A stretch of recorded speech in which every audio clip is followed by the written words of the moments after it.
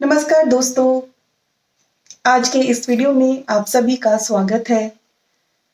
Friends, आप में से किसी ने पूछा था कि मंत्रा चैंटिंग क्या होती है, मंत्रा चैंटिंग का क्या बेनिफिट होता है। तो आज के इस वीडियो में हम समझेंगे मंत्रा चैंटिंग की इम्पोर्टेंस और मंत्रा चैंटिंग करने से हमें क्या लाभ हो सकता है। फ्रेंड्स, हम लोग सब जानते हैं मंत्र क्या होता है। मंत्र चाहे तो आप अपने रिलीजन से उठा सकते हैं, मतलब कि अगर आप किसी देवी देवता की पूजा करते हैं, आपके किसी ईश्वर के किसी एक पर्टिकुलर स्वरूप में आस्था है, तो आप उनके नाम को चैंट कर सकते हैं। तो जब आप नाम को चैंट कर रहे हैं, मतलब आप उस नाम का जब आप जाप कर रहे हैं, तो वो आपके लिए मंत्र बन जाता है। इसके अलावा हिंदू कल्चर में हिंदू रिलीजन में बहुत सारे स्तोत्र भी हैं हमारे यहाँ, जैसे शिव रुद्राष्टकम होता है, हनुमान चालीसा है, बहुत सारी चालीसा हैं, बहुत सारे स्तोत्र होते हैं जिनकी हम चैंटिंग कर सकते हैं। लेकिन ये सब चैंटिंग स्टार्ट करने से पहले हमें समझना चाहिए चैंटिंग करनी क्यों है, चैंटिंग करना कैसे है और चैंटिंग करने का लाभ क्या होता है। फ्रेंड्स, जब भी हम मंत्र का जाप करते हैं, किसी भी मंत्र का जाप करते हैं, तो उससे होता क्या है, जो एक नेचुरल बर्थ चार्ट जो होता है, तो उस बर्थ चार्ट में जो फिफ्थ हाउस होता है वो सूर्य से कनेक्टेड है। फिफ्थ हाउस मंत्र चैंटिंग से भी कनेक्टेड है। तो क्या होता है, जब आप कोई भी मंत्र जाप करते हैं तो आप अपने फिफ्थ हाउस को एक्टिव करते हैं। आप अपने बर्थ चार्ट में जो सन है, जो सूर्य है, उसकी ऊर्जा को भी एक्टिव करते हैं। अब एक्टिव करते हैं तो फायदा क्या है उस चीज का। तो जब भी हम मंत्र जाप करेंगे, हमारा फिफ्थ हाउस एक्टिव होगा, तो जो भी पूर्व पुण्य होता है हमारा, वो उजागर होगा। हमें अपने पूर्व पुण्य की वजह से इस जीवन में सपोर्ट मिलेगा, गाइडेंस मिलेगी। दूसरा ये, जब आप अपने सन को, सूर्य को आप स्ट्रॉन्ग कर रहे हैं, या आप जब मंत्र चैंटिंग कर रहे हैं, तो जब सूर्य स्ट्रॉन्ग हो रहा है तो उससे फर्क क्या पड़ता है दोस्तों। जो सूर्य है, सन है, जो ज्योतिष शास्त्र में उनको आत्मा कारक बोला गया है। मतलब क्या हुआ कि जो हमारी आत्मा है, आत्मा का जो स्वरूप है, वो जो आत्मा की से जो कनेक्शन है, वो हम सन के द्वारा स्थापित कर सकते हैं। तो जब भी आप मंत्र जाप करते हैं, आप खुद से एक आत्मिक कनेक्शन क्रिएट करते हैं। मतलब आप अपनी सोल से अपना कनेक्शन क्रिएट करते हैं। आपकी सोल को स्ट्रेंथ मिलती है। सोल को स्ट्रेंथ मिलना जरूरी क्यों है दोस्तों? हम लोग जब भी डिजायर से जीते हैं और डिजायर्स के पीछे भागते हैं, तो हमारी सोल की स्ट्रेंथ कम होती है। और जब भी हम वैल्यू सिस्टम से जीते हैं, जब भी हम वो कार्य करने का सोचते हैं जो सही मायने में खाली अपने लिए ही नहीं, दूसरों के लिए भी अच्छा हो, तब हम अपनी सोल को स्ट्रेंथन करते हैं आजकल के जीवन में। क्योंकि हम सब ही बाह्य जगत में ज्यादा फोकस करते हैं, अंतर मन में फोकस कम करते हैं, तो क्या होता है, आत्मा की जो स्ट्रेंथ है वो कम हो जाती है। इसलिए जब आप मंत्रा चैंटिंग करते हैं, आपकी आत्मा की स्ट्रेंथ बढ़ती है। तो फर्स्ट थिंग तो ये हो गई। दूसरा, मंत्रा चैंटिंग एक रिपीटिशन है। एक चीज को, किसी एक वर्ड को या मंत्रा को आप बार बार रिपीट कर रहे हैं, तो ये हमारे जो ब्रेन है उसकी न्यूरो पाथवेज को चेंज करता है। जब भी आप कुछ चीज बार बार रिपीट करते हैं, आप उसको कंसंट्रेशन से करते हैं, तो आपका फोकस ज्यादा बढ़ता है। और जितना आप किसी चीज पे फोकस करते रहते हैं, आप जिस चीज पे का भी मंत्रा कर रहे हैं, जिस भी डीटी का आप मंत्रा कर रहे हैं, जिस भी एनर्जी का आप मंत्रा कर रहे हैं, आपका उससे कनेक्शन बढ़ने लगता है और गहरा होने लगता है। तो जब भी हम मंत्रा करते हैं, हम जब रिपीट करते रहते हैं, कंसंट्रेशन के साथ रिपीट करते हैं, हमारी power of getting focused, focus होने की जो पावर होती है हमारी, वो बढ़ती है। अब ये पावर क्यों चाहिए हमें, हमारे दिमाग को? क्योंकि हम जीवन में कोई कार्य अच्छे से तभी कर सकते हैं जब हमारा माइंड डिस्ट्रैक्टेड ना हो, है ना। जैसे कई बार बहुत लोग मेडिटेशन करने की कोशिश करते हैं, है ना। तो उनको प्रॉब्लम क्या आती है कि हम कंसंट्रेट नहीं कर पा रहे हैं। जब हम ध्यान करने लगते हैं तो हम जब आंखें बंद कर रहे हैं और आप ध्यान करने की कोशिश कर रहे हैं तो हो सकता है आपको ऐसा लगे कि आपको अपने अंदर ही और आवाजें आ रही हैं, आपका दिमाग इधर उधर भटक रहा है। तो जो ये दिमाग इधर उधर भटकता है और चीजों पर फोकस होता रहता है, वो इसलिए कि concentration power, power of focus कम है। तो जब आप अपने जीवन में मंत्र जाप को लेकर आते हैं तो धीरे धीरे करके जब आप उस मंत्र को बार बार रिपीट कर रहे हैं, कर रहे हैं, कर रहे हैं, जब भी किसी चीज को बार बार दोहराते हैं, वो हमारे मन का, मस्तिष्क का एक पार्ट बनने लगता है। उस चीज को बार बार दोहराने से हमारी कंसंट्रेशन की पावर बढ़ती है, हमारा फोकस ज्यादा अच्छा हो जाता है। जब आप अपना ध्यान करने का सोचते हैं, अगर आप उससे पहले मंत्रा चैंटिंग करेंगे तो आप देखना आपका जो कंसंट्रेशन होगा ना मेडिटेशन में, वो ज्यादा होगा। तो इसलिए मंत्रा चैंटिंग करना सेकेंडली इंपॉर्टेंट क्यों है? फर्स्ट तो मैंने आपको बताया, आपकी जो आत्मा है उसको बल मिलता है, आपके जो पूर्व पुण्य है आपको उसका सपोर्ट मिलता है।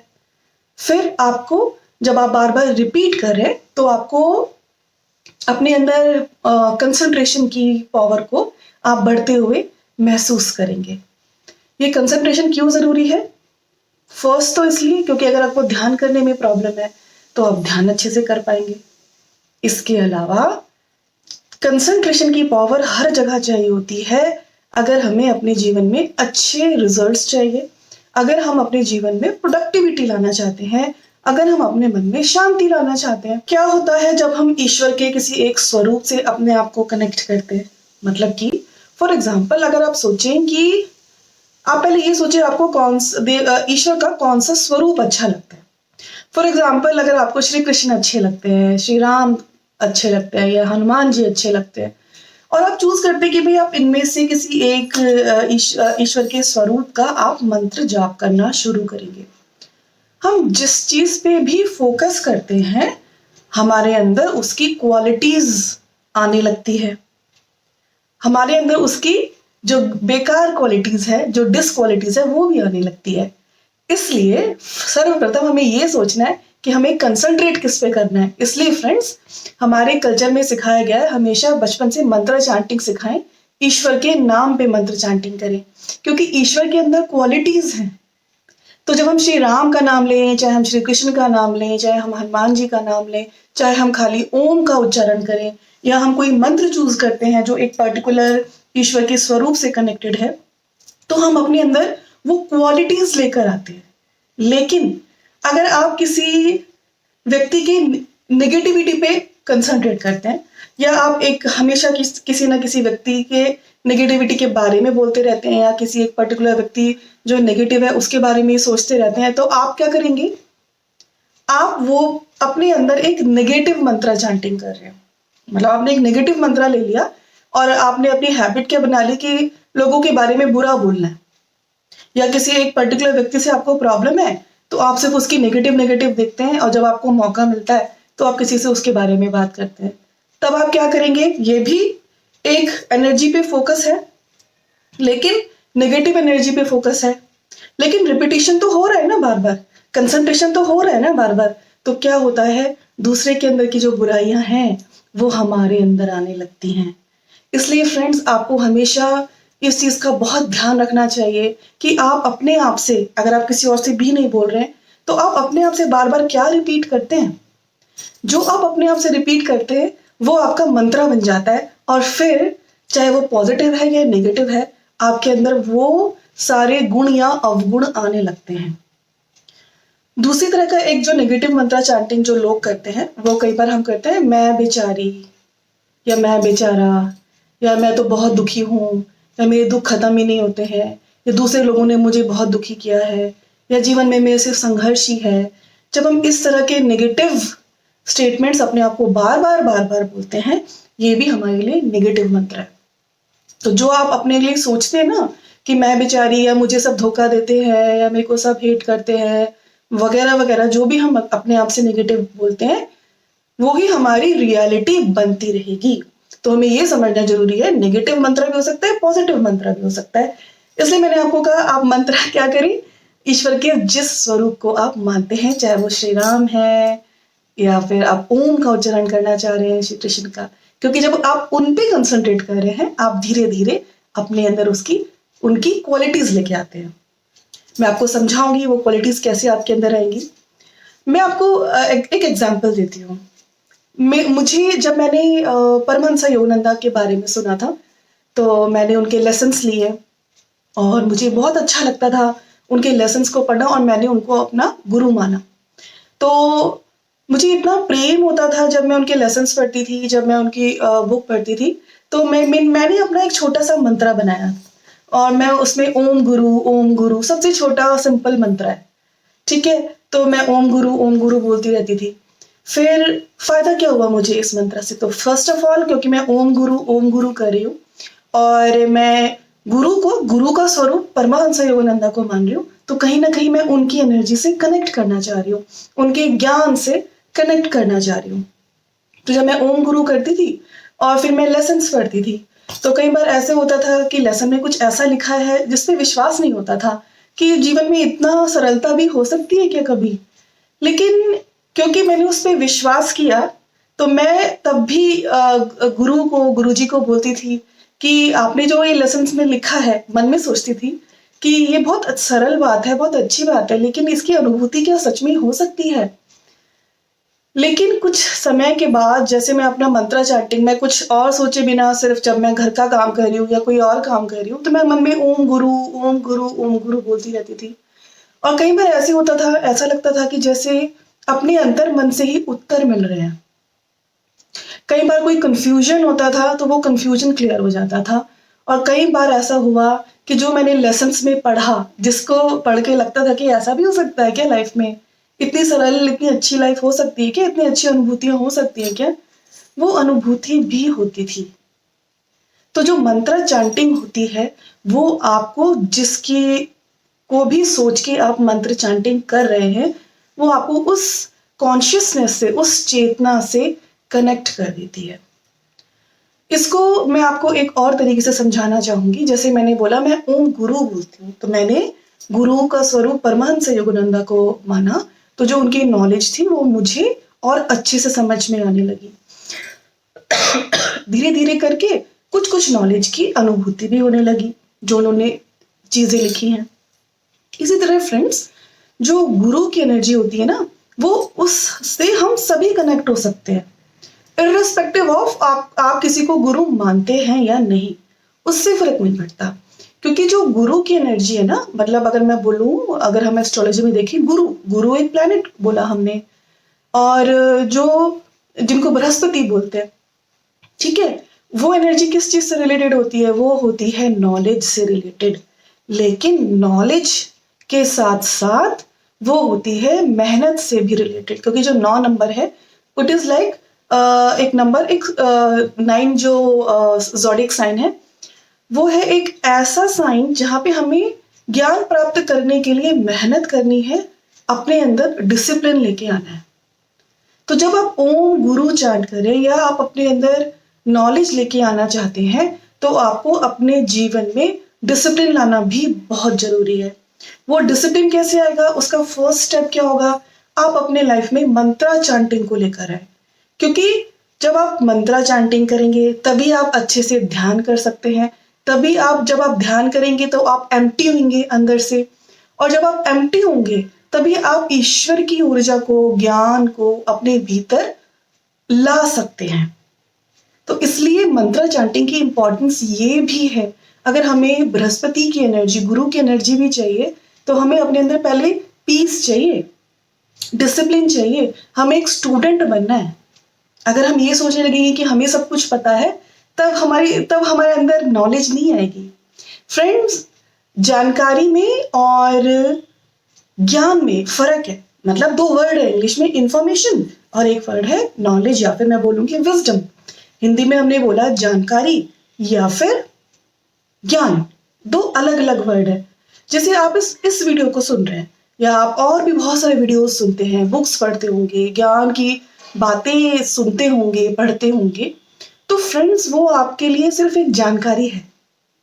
एक जानकारी जब हमारे जीवन का हिस्सा बन जाती है, जब वो हमारे लाइफ के एक्शंस में आने लगती है, जब हम कॉन्शियस होकर उसको फॉलो करने की कोशिश करते हैं और हम उसके रिपरकशंस देखते हैं कि हमने जब इस ज्ञान की इस जानकारी को फॉलो किया तो मेरे जीवन में ये बदलाव आया, मेरे अंतर्मन में ये बदलाव आया, तब वो जानकारी धीरे धीरे आपका ज्ञान बनने लगती है। तो अपने जीवन में ये डिसिप्लिन लाने के लिए भी फ्रेंड्स मंत्रा चैंटिंग एक फर्स्ट स्टेप हो सकता है, क्योंकि जब आप कंसंट्रेट करेंगे आपका माइंड पीसफुल होगा, और जब आप पीसफुल होंगे तब आप अपनी जिंदगी में सोच सकते हैं कि आपको कौन सी वैल्यू सिस्टम को अपनी लाइफ में इम्बाइब करना है। और जितना आप ध्यान करते रहेंगे उतना आपके अंदर पीस आता रहेगा। इसलिए मंत्रा चैंटिंग की इंपॉर्टेंस इसलिए भी है। अब आपको मैं बता दी हूं, अगर आप एक पर्टिकुलर डीटी को चूज करते हैं तो क्या फर्क पड़ता है। ठीक है, जैसे अगर आपको श्री राम पसंद है, आप श्री राम जय श्री राम अगर आप बोलते हैं, तो जो श्री राम है वो कनेक्टेड है एस्ट्रोलॉजी में सन से, सूर्य की ऊर्जा से। तो जब आप श्री राम जय श्री राम बोलते हैं, या आप रामायण का पठन करते हैं, या आप श्री राम जैसे बनना चाहते हैं, तो आप उनके बारे में सोचते हैं, आप उनके नाम की चैंटिंग करते हैं, तो आप धीरे धीरे क्या कर रहे हैं, आप उस चेतना से अपने आप को कनेक्ट करने की कोशिश कर रहे हैं। और जब आप उससे अपने आप को कनेक्ट करने की कोशिश कर रहे हैं तो धीरे धीरे हम उस चेतना जैसे बनने लगते हैं।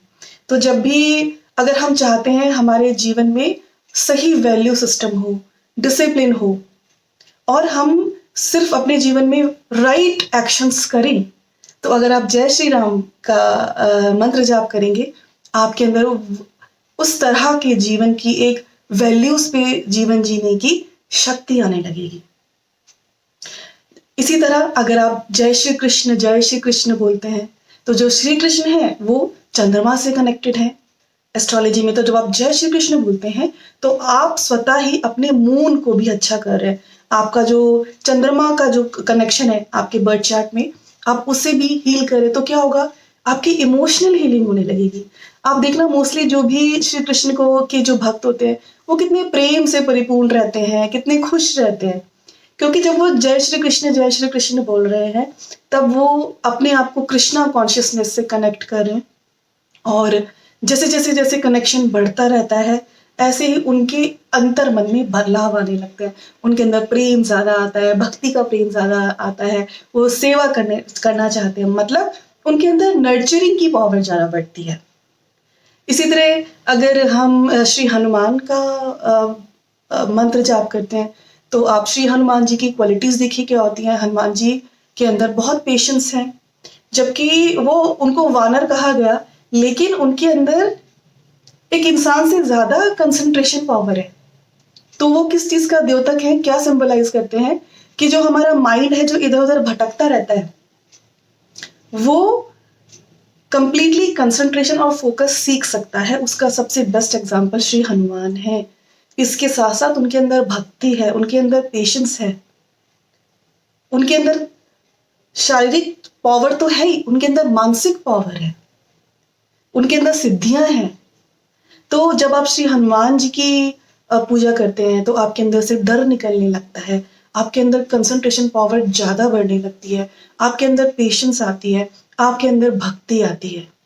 तो इसलिए हम जो भी मंत्र चूज करते हैं, हमारे शास्त्रों में जो मंत्र बताए गए हैं, हमारे जो इतने तरह तरह के मंत्र होते हैं, अगर आप शिव जी का मंत्र करते हैं तो आपके अंदर ट्रांसफॉर्मेशन होगा, ट्रांसेंडेंस होने लगेगी, आपको आपके अंदर और ज्ञान आने लगेगा। क्योंकि शिव जी किस चीज का सूचक है, क्या सिंबलाइज करते हैं, यिन और यांग का बैलेंस, मतलब कि जिसके अंदर कोई भी डिजायर नहीं है, अटैचमेंट नहीं है, लेकिन तब भी सारे कर्म कर्मयोगी की तरह करते हैं। तो जैसे जिस तरह के आप इंटेंशन के साथ, जिस तरह का आप मंत्र चूज करते हैं फ्रेंड्स, आप उस कॉन्शियसनेस से जुड़ने लगते हैं। इसलिए जब भी आप मंत्र चैंटिंग करें आपकी इंटेंशन बहुत प्योर होनी चाहिए। अगर आपकी इंटेंशन प्योर नहीं है तो आप जब इम्प्योर इंटेंशन से आप एक कॉन्शियसनेस को कनेक्ट कर रहे हैं तो डेफिनेटली आपको डिफिकल्टीज आएंगी। इसलिए अपना गोल हमेशा ये रखें कि आपको अपने आप को प्यूरिफाई करना है, आपको बेहतर बनना है, आपको एक अच्छा इंसान बनना है, आपको वो डिवाइन गाइडेंस चाहिए। जब आप ये सोच के अपने मंत्रा चैंटिंग करेंगे तो आप देखना आपको बहुत अच्छे रिजल्ट्स मिलेंगे। तो फ्रेंड्स, मंत्रा चैंटिंग बहुत इंपॉर्टेंट है क्योंकि मंत्रा चैंटिंग एक फर्स्ट स्टेप है आपके दिमाग को शांत करने के लिए। तो पहले आप अपने रूटीन में मंत्रा चैंटिंग को डालें, मंत्र जाप करें, उसके बाद आप ध्यान में बैठे तो देखें आपका ध्यान ज़्यादा अच्छा होगा। अगर आप एक स्टूडेंट हैं तो आपकी पढ़ाई ज़्यादा अच्छी होगी, या आप कोई भी वर्क जो करते हैं आपका कंसंट्रेशन उस काम में ज़्यादा होगा। आज के वीडियो में मंत्रा चैंटिंग के बारे में इतना ही। आपका अगर कोई प्रश्न है तो आप पूछ सकते हैं, किसी और चीज़ के बारे में आप जानना चाहते हैं तो आप कमेंट बॉक्स में लिख सकते हैं। अगर मेरी क्षमता हुई तो मैं आपसे उसकी जानकारी ज़रूर शेयर करूंगी। आज के वीडियो के लिए इतना ही फ्रेंड्स, धन्यवाद।